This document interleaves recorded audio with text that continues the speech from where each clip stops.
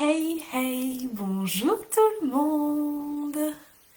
Je vais attendre que vous arriviez tranquillement, que vous puissiez vous connecter, que vous me disiez quand vous arrivez, si vous me voyez, si vous m'entendez, si tout fonctionne correctement. Aujourd'hui, j'ai envie de vous parler des passages à l'action, mais aussi des pensées, des énergies qu'on utilise pour passer à l'action, parce que c'est vraiment important de voir ce qui se joue en nous et ce qui peut court-circuiter finalement l'action, parce que même si elle est mise en place, nos pensées vont pouvoir court-circuiter cette action.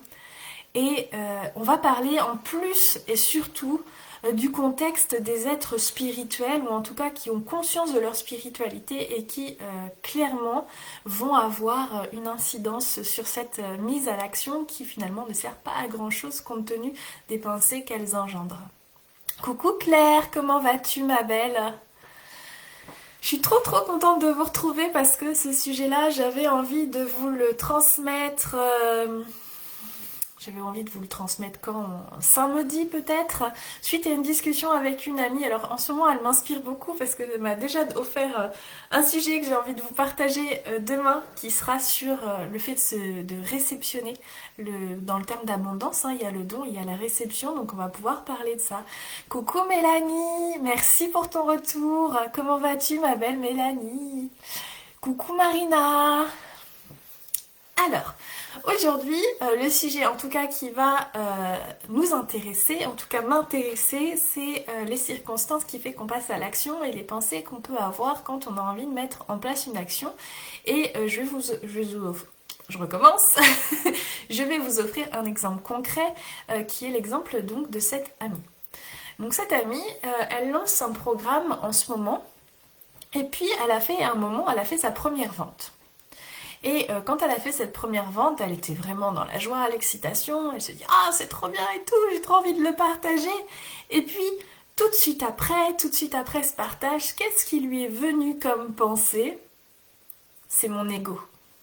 C'est mon ego qui est en train de se dire je suis trop forte, c'est trop bien et tout, donc c'est pas spirituel, c'est pas la bonne énergie, je vais pas y arriver, il vaut mieux pas que je le fasse. Et elle me demande mon avis en fait, est-ce que je dois le faire ou est-ce que je dois pas le faire? Et j'ai envie de vous dire, je pense que ça vous est déjà arrivé, et j'aimerais bien d'ailleurs que vous me partagiez si ça vous est déjà arrivé. Moi, ça m'est déjà arrivé en toute honnêteté. Euh, Ça m'est déjà arrivé de me dire, est-ce que je le fais pour les bonnes raisons? Est-ce que c'est ceci? Est-ce que c'est cela? Est-ce que c'est mon ego? Est-ce que c'est pas mon ego? Et je me suis rendu compte que finalement, quand on est dans ce petit détachement, parce qu'il est vraiment petit pour le coup, dans cette prise de recul, eh bien, on n'est pas tout à fait conscient de ce qu'on est en train de créer. Parce que les gens qui réussissent, les gens qui passent à l'action, les gens qui sont pas forcément spirituels, ils se posent pas la question de est-ce que c'est mon ego ou est-ce que c'est pas mon ego. Ils y vont, ils le font et ils y arrivent. Donc qu'est-ce qui nous distingue finalement de ces personnes-là et pourquoi on n'y arrive pas? Eh bien, c'est simplement une chose essentielle dont je vais vous parler. Alors, je vais très bien, merci beaucoup. Je commence à m'aligner avec mes valeurs et ce que je suis et j'en suis ravie. Tu m'étonnes. Félicitations Claire, je suis ravie pour toi. Alors, je ne dévoilerai pas mes sources, Marina. Ah, bingo. Alors, en quoi c'est bingo, Claire? Vas-y, raconte-nous. Parce que toi, Claire, donc tu as ton entreprise, si je me souviens bien, c'est de la sophrologie. Et donc, effectivement, c'est des questions qu'on va se poser quand on est davantage entrepreneur, de savoir est-ce que je fais les actions pour les bonnes raisons. Est-ce que par exemple j'écris un post, est-ce que je suis dans la bonne énergie pour écrire ce post? Ou est-ce que, ah non mais là en fait j'écris le post mais c'est pour avoir des clients.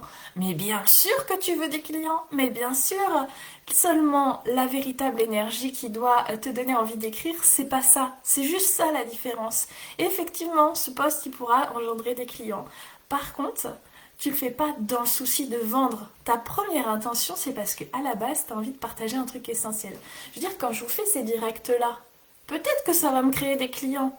Mais moi, mon but, c'est de connecter avec vous et c'est surtout de vous aider avec des outils simples que vous pourriez utiliser dans votre quotidien pour que vous puissiez avancer, que vous puissiez débloquer des phases que vous êtes en train de vivre dans votre vie. En plus, ce message-là, on m'a vraiment demandé de vous le partager à l'intérieur, dans mon équipe. J'ai eu plein de signes et puis le fait que ça revienne régulièrement, je pense que c'est vraiment important. Alors, je fais souvent des choses qui m'animent sur le coup, comme un achat ou une envie, quel que soit, et parfois je me prends un mur.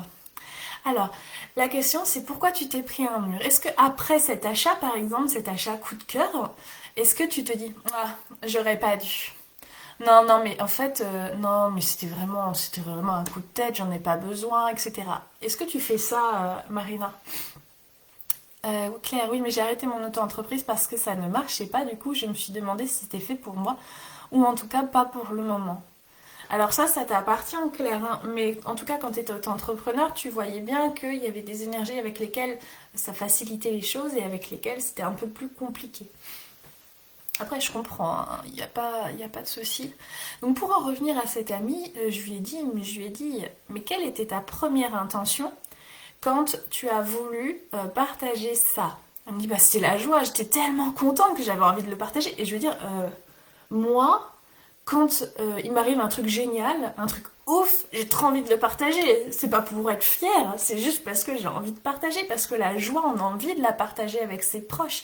On a envie de leur montrer qu'on est heureux, on a envie de leur montrer que c'est possible aussi d'être heureux. Donc c'est vraiment important de se connecter avec ces énergies-là qui sont vraiment géniales. Et puis après, effectivement, on va dire ouais, c'est mon ego, c'est pas bien. Et en fait, ce que vous faites, c'est que vous appelez votre juge intérieur à l'intérieur de vous pour dire si ce que vous pensez, ce que vous dites, ce que vous faites, c'est bien ou c'est pas bien. Et vous créez un sentiment de culpabilité qui va court-circuiter l'énergie du début et qui va court-circuiter votre passage à l'action. Simplement, votre ego n'est pas votre ennemi. Si au début, il y avait la joie, et si en plus ça nourrit votre ego, c'est ok. Votre ego, il fait partie de votre identité quelque part, même si vous ne vous identifiez, vous n'avez pas à vous identifier à lui, il fait partie de l'être l'être pluriel, on va dire, que vous êtes. Et si tous les deux vous êtes dans la même énergie, c'est génial, parce que souvent, on a envie que l'ego il fasse ce qu'on a envie. Et quand on voit qu'on est d'accord sur un même sujet, on dit non, c'est que ça doit pas être bien. Vous vous rendez compte de la dichotomie que ça crée à l'intérieur de vous? Vous n'êtes pas en lutte avec votre ego. Si vous êtes en joie de partager ou de faire quelque chose et qu'en plus votre ego il est content, ça fait quoi? Ça fait de la fierté. Et vous n'avez pas à avoir honte d'être fier. Vous n'avez pas à avoir honte en fait de faire ce que vous faites ou de dire ce que vous dites si à la base l'essence de l'énergie avec laquelle vous faites les choses ou vous dites les choses, c'est la joie, c'est l'amour, c'est l'envie de connecter, c'est le partage. Par contre, effectivement, si vous faites ces choses-là avec une autre énergie qui est j'ai pas de clients, il me faut des clients, je veux des clients, je sais pas quoi faire pour avoir des clients, etc., etc., vous êtes dans une énergie de manque. Et quand vous générez le manque, l'univers vous envoie du manque simplement. Alors, j'aime partager la joie, mes créations aussi, et après exactement, je me dis arrête de partager tes créations, c'est nul, ça sert à rien, on dirait de la fierté. De la fierté, c'est de l'ancrage. C'est pas mal d'être fier. C'est normal d'être fier.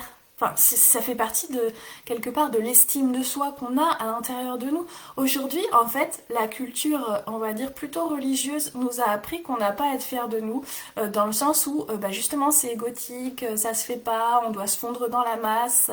Mais je veux dire, si vous avez réussi à faire quelque chose qui vous a mis en joie et dont vous êtes fier parce que clairement vous pensiez peut-être pas atteindre ce niveau de perfection, mais vous avez le droit.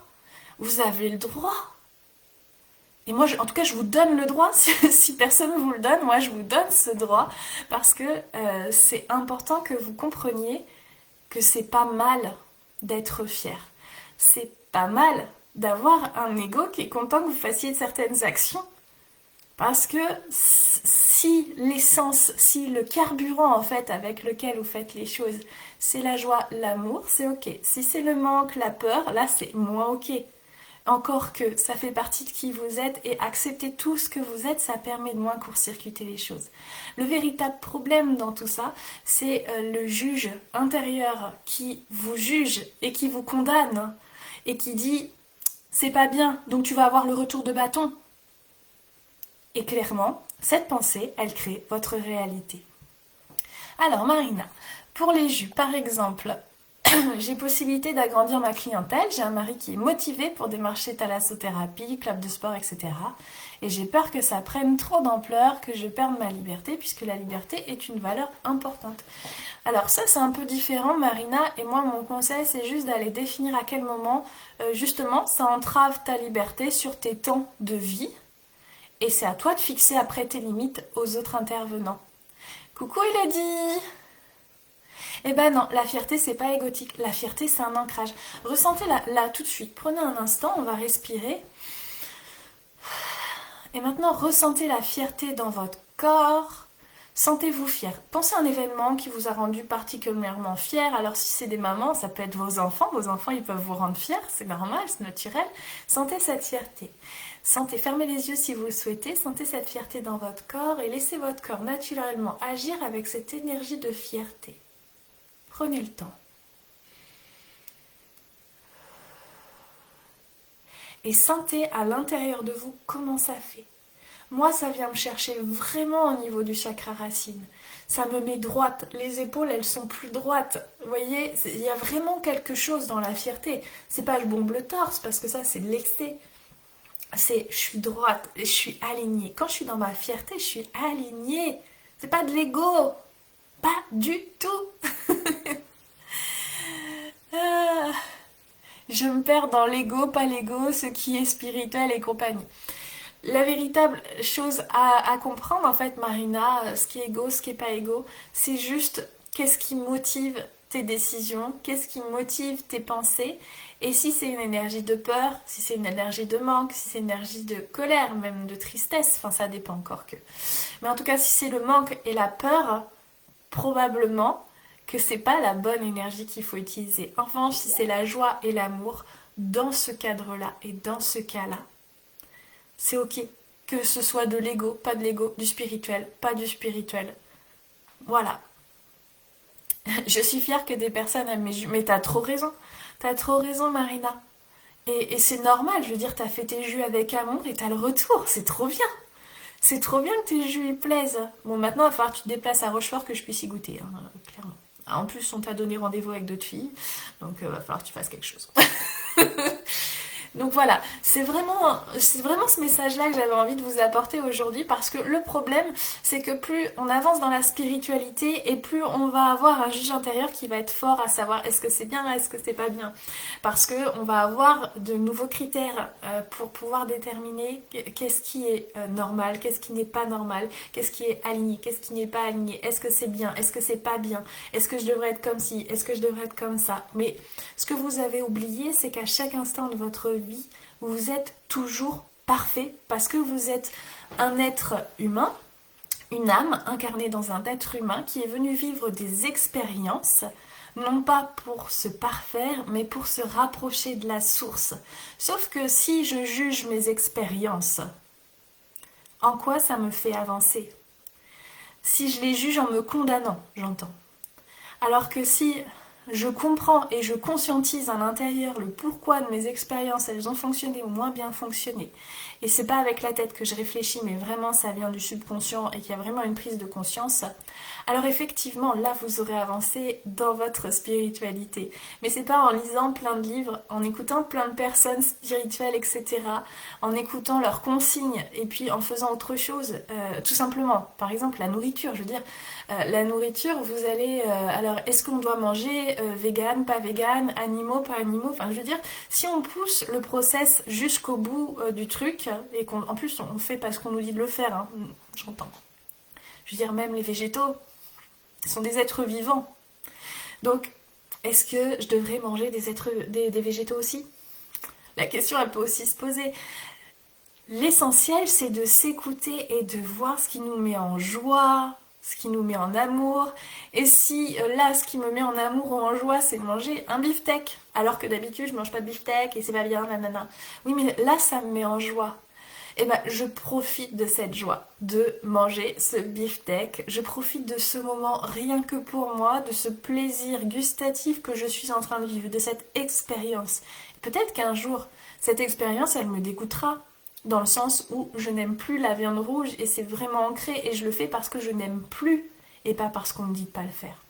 Je sais pas si vous comprenez ce que j'essaye de vous dire, mais en tout cas, ça vient vraiment du cœur. Je le mets à faire de la couture et des sacs et j'en suis vraiment fière et heureuse de les faire. Je m'éclate et ma voix est là, je crois. Tu vois, c'est merveilleux Claire ce que tu es en train de te dire parce que tu as commencé par la sophrologie parce que c'est un outil probablement qui t'a aidé dans ton développement personnel et tu avais envie de le transmettre et c'est ok. Et puis tu t'es rendu compte que c'était pas forcément évident d'en vivre. En tout cas, tu as eu des expériences qui t'ont mis sur une autre voie. Et là, tu t'éclates encore plus à faire de la couture et à faire des sacs. C'est génial, c'est merveilleux. Franchement, je suis contente pour toi. Et tu vois bien, tu es heureuse, tu es fière, tu t'éclates. C'est tout. Ce sont les énergies principales que tu dois utiliser. Ce week-end, j'ai fait pizza, viennoiserie et puis je m'en fous, c'était trop ok pour moi. Mais grave, Marina, mais grave. Je veux dire, pour les gens qui font du régime, enfin si on reste sur la bouffe, hein, parce que la bouffe c'est la vie, pour les gens qui font des régimes, je veux dire, j'en ai fait plein, donc je sais de quoi je parle. On sait plus ou moins ce qui est bien ou pas bien de manger. Résultat, quand je mange une pizza ou des viennoiseries, on a un processus de cause à effet qui fait je mange ça donc je grossis. Résultat sur la balance, effectivement, tu grossis. Mais moi j'ai des expériences inverses aussi, ce qui fait que c'est vachement plus pratique de montrer au mental qu'il y a autre chose de possible. C'est-à-dire que l'année dernière, au moment du décès de mon grand-père, je me suis rendu compte que j'avais envie de manger des choses très très très très sucrées, mais des choses que je ne mange pas en temps normal. Je me suis arrêtée un instant pour voir le pourquoi je suis en train de manger des aliments qui sont pas déjà dans ce que je mange habituellement. De voir que oui, en ce moment j'ai besoin de sucre. Mais je suis pas allée me culpabiliser, je dis mais pourquoi j'ai besoin de sucre? Ah oui, je suis en train de vivre quelque chose qui me demande de me sentir invivante et surtout de me sentir aimée. Parce que la nourriture c'est aussi ça pour certaines personnes, ou en tout cas ça l'est, de me sentir en tout cas entourée, aimée, enfin entourée de douceur, avec de l'amour et tout. Et ce sucre il est venu m'apporter ça à ce moment-là. J'ai pas pris de poids, au contraire, j'en ai perdu à ce moment-là. Donc, c'est vraiment montrer que c'est juste quand je me juge, quand je me culpabilise, que je crée l'effet inverse de l'énergie première qui était venue me titiller dans l'action que j'avais envie de mettre en place. Alors, quand quelqu'un me fait des compliments, je devrais être fière, mais j'ai du mal à les entendre. Alors ça, c'est marrant, Marina, parce que c'est ce dont on va parler demain. Le fait d'accepter de recevoir. Et j'ai plein de choses qui se manifestent par rapport à ça. Donc j'ai vraiment envie de vous en parler demain. Parce que sinon, ça va faire un direct qui est très très très très long. Là, je pensais faire que 5 minutes et vous voyez, on est déjà à 18 minutes de direct. Mais c'était important pour moi de vous dire, de vous transmettre ça et d'observer en fait à quel moment vous vous culpabilisez, à quel moment en fait quand vous mettez cette culpabilité en action, bah, effectivement ça crée des fritures sur la ligne de l'énergie première qui était là pour que vous passiez à l'action, de l'énergie première, de l'envie qui était présente. Et donc juste en étant dans l'observation de ça, vous vous permettez tout simplement la possibilité de changer les choses et de transformer les choses. L'objectif, c'est d'aller voir le pourquoi les choses sont comme ça et de voir que votre ego, il n'est pas votre ennemi, même si vous pensez, ouais, c'est de l'ego, etc. C'est pas grave, on s'en fout, parce que vous avez le droit, votre ego et vous, d'avoir la même envie. C'est ok. C'est ok si ça sert deux buts. Ça s'appelle des compromis, je crois, si je dis pas de bêtises. Et ça, ce sont des choses que j'apprends à mes clientes et que j'adore leur transmettre et de leur faire observer au niveau des accompagnements que je leur propose. Voilà. Tout ce que j'avais envie de vous dire. D'ailleurs, ça me fait penser que si vous avez envie d'apprendre à communiquer, parce que la communication c'est important, n'est-ce pas? Je fais un accompagnement qui est sur 3 mois pour 5 personnes à partir du 1er novembre, où je vais vous apprendre justement déjà à communiquer avec vous-même et à communiquer aussi avec votre environnement, votre entourage. Posez vos limites, osez prendre la parole en public, que ce soit dans un contexte de travail ou que ce soit dans un contexte privé. Peu importe, je vais vous aider, on va faire ça en groupe et ça va être vraiment énorme parce qu'il y a beaucoup de belles énergies qui arrivent pour me transmettre pas mal de choses à ce sujet. Ce sera sous forme donc à la fois d'accompagnement et à la fois d'atelier pour que vous puissiez bien progresser dans ce processus-là. Pour les autres, l'école des entrepreneurs est toujours ouverte et commencera donc le 1er novembre aussi. J'aime bien le 1er novembre, pour moi c'est une sorte de renouveau. Voilà, et puis il y a plein d'autres choses qui sont en train de se mettre en place, mais je vous en parlerai bien plus tard. Je vous fais plein de gros bisous, je vous souhaite une très belle journée, une très belle semaine. Prenez soin de vous, soyez à l'écoute de ce qui se passe à l'intérieur de vous. Et puis mettez de l'amour, mettez de la joie aussi souvent que vous le pouvez. Et même quand vous êtes dans ces périodes où c'est moins joyeux, eh bien autorisez-vous à vous écouter, à vous cajoler et vous enverrez déjà de l'amour. J'adore tes lives Mathis, c'est juste génial, je ressors toujours grandi, à chaque fois je pense à toi avec l'exercice du bras et regarder le loin. Ouais, j'adore Claire, j'adore, merci pour ton retour. Ça me fait plaisir de pouvoir vous aider. Et puis il y a là, il y a plein de choses qui sont en train de se mettre en place. Mes pauvres chéris, si vous saviez ce que je vous prépare et ce que l'on vous prépare de l'autre côté, parce qu'il n'y a pas que pour moi, vous allez voir, ça va être juste magique. Je vous fais plein de gros bisous et je vous dis à tout bientôt. Bye. Puis à demain pour les autres.